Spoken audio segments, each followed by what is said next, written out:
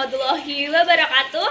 Yang terhormat Bapak Kepala Sekolah SMA Negeri 1 Jetis, yang saya hormati Bapak Ibu Guru dan staf karyawan, serta teman-teman semua yang saya banggakan. Puji syukur kita panjatkan kehadirat Allah Subhanahu wa Ta'ala atas rahmat dan karunia-Nya sehingga kita semua dapat berkumpul pada hari ini dalam keadaan sehat tanpa suatu halangan apapun. Hari ini saya Diva Anggita Putri, saya diberi kesempatan untuk berbicara mengenai isu penting dalam dunia pendidikan, yaitu pemberlakuan kembali ujian nasional untuk penentuan kelulusan siswa kelas 6, 9, dan 12 sebagai salah satu topik yang sedang ramai diperbincangkan di kalangan masyarakat. Hadirin yang saya hormati, ujian nasional merupakan bagian dari sistem pendidikan Indonesia yang telah lama kita kenal. Sebelum dihapus pada tahun 2020, ujian nasional menjadi alat evaluasi untuk menentukan kelulusan siswa-siswi di Indonesia. Namun, setelah beberapa tahun ditiadakan, kini muncul wacana untuk pemberlakuannya kembali. Wacana ini tentu sangat mengundang banyak sekali pandangan, baik dari kalangan pendidik, siswa, maupun masyarakat. Ada yang mendukung pemberlakuan kembali ujian nasional karena dianggap sebagai tolak ukur pendidikan yang paling efektif, tetapi ada juga yang merasa skeptis karena tantangan yang pernah dihadapinya di masa lalu. Oleh karena itu, mari kita bahas secara lebih mendalam mengenai manfaat, tantangan, dan solusi untuk pemberlakuan kembali ujian nasional. Hadirin yang saya hormati, izinkan saya menyampaikan pandangan mengenai manfaat yang signifikan dalam dunia pendidikan. Yang pertama, sebagai standar evaluasi nasional yang seragam menurut data Kementerian Pendidikan dan Kebudayaan tahun 2023. Ujian nasional memungkinkan pemerintah untuk memantau dan mengevaluasi kualitas pendidikan secara lebih merata di seluruh Indonesia. Dengan ini, kita dapat mengidentifikasikan daerah mana yang lebih membutuhkan perhatian lebih.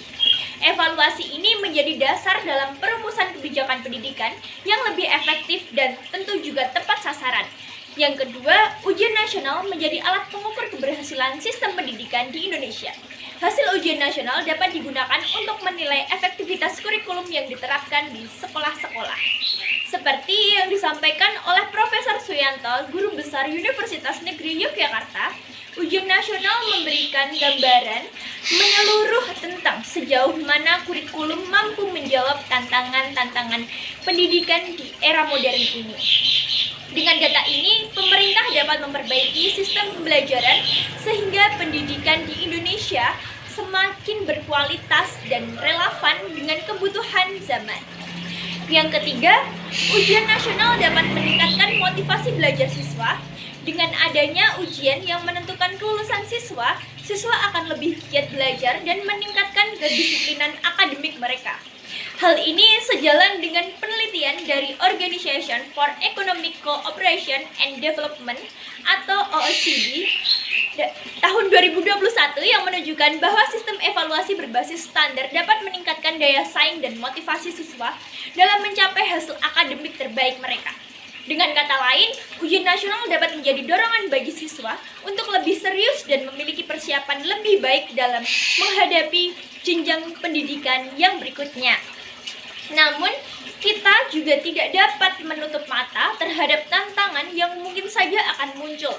Yang pertama, ketimpangan kualitas pendidikan di daerah-daerah terpencil seringkali tidak memiliki akses yang sama terhadap sumber belajar siswa yang berada di kota-kota besar.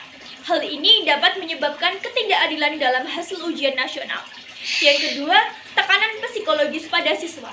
Ujian nasional seringkali menjadi sumber stres bagi siswa. Berdasarkan penelitian Yulianti dan Setiawan di tahun 2020, banyak siswa yang mengalami kecemasan berlebih saat menghadapi ujian nasional, yang pada akhirnya akan berdampak negatif pada hasil ujian mereka. Yang ketiga, fokus pendidikan bisa menjadi terlalu berorientasi pada nilai akademis semata. Menteri Pendidikan Nadiem Makarim di tahun 2020 pernah menyatakan bahwa sistem pendidikan seharusnya tidak hanya mengejar angka dalam ujian, tetapi juga mengembangkan keterampilan berpikir kritis, kreativitas, dan karakter pada siswa. Jika ujian nasional kembali diberlakukan tanpa adanya inovasi dalam sistem evaluasi, maka akan dikhawatirkan siswa hanya akan berorientasi pada hafalan dan hasil ujian, bukan pada pemahaman konsep yang lebih mendalam. Hadirin sekalian, jika ujian nasional akan diberlakukannya kembali, maka ada beberapa langkah yang harus kita ambil untuk memastikan pelaksanaan berjalan dengan baik. Yang pertama, pemetaan fasilitas pendidikan. Dengan fasilitas yang setara, siswa dari berbagai daerah dapat bersaing secara adil. Yang kedua, pendekatan yang holistik. Sekolah harus memberikan pendampingan psikologis kepada siswa untuk mengurangi tekanan. Selain itu, penilaian berbasis proyek dan portofolio juga dapat melengkapi evaluasi akademik mereka. Yang ketiga, kombinasi evaluasi akademik dan karakter pada siswa. Ujian nasional sebaiknya juga mempertimbangkan aspek-aspek seperti kejujuran, kerja keras, dan kemampuan berpikir kritis. Hadirin sekalian, pemberlakuan ujian nasional membawa tantangan sekaligus peluang.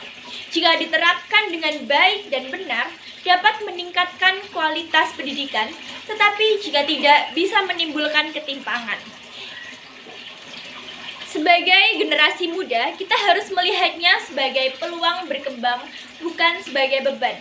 Mari kita bersama-sama mempersiapkan diri dengan belajar lebih giat, meningkatkan keterampilan, dan mendukung kebijakan pendidikan yang lebih adil dan berkualitas. Harapan kita adalah sistem pendidikan yang fleksibel dan inovatif yang tidak hanya berfokus pada angka saja, tetapi juga berfokus pada keterampilan berpikir kritis, kreativitas, dan karakter. Dengan adanya kerjasama antara pemerintah, guru, orang tua, dan siswa, kita dapat menciptakan pendidikan yang merata dan berkualitas. Demikian pidato ini saya sampaikan. Mohon maaf atas segala kekurangan saya. Wassalamualaikum warahmatullahi wabarakatuh.